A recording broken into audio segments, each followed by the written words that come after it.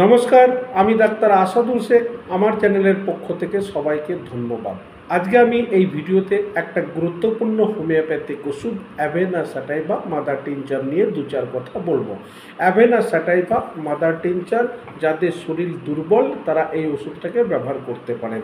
অ্যাভেনা sativa mother tincture energy বাড়ানোর জন্য, stamina বাড়ানোর জন্য আর ফিজিক্যাল পাওয়ার বাড়ানোর জন্য ব্যবহার হয়।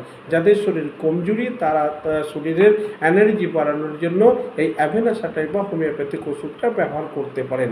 কিভাবে ব্যবহার করবেন? 10 থেকে 15 ফোঁটা হাফ কাপ পানির সঙ্গে মিশিয়ে দিনে 3 বার, সকালে একবার খাবার আধা ঘন্টা পর, দুপুরে একবার খাবার আধা ঘন্টা পর, রাত্রে একবার খাবার আধা ঘন্টা পর, এইভাবে দিনে 3 বার ব্যবহার করবেন। তবে বন্ধুরা মনে রাখবেন এই ভিডিওটা শুধুমাত্র ইনফরমেশনাল এডুকেশনাল পারপাসে অনলি।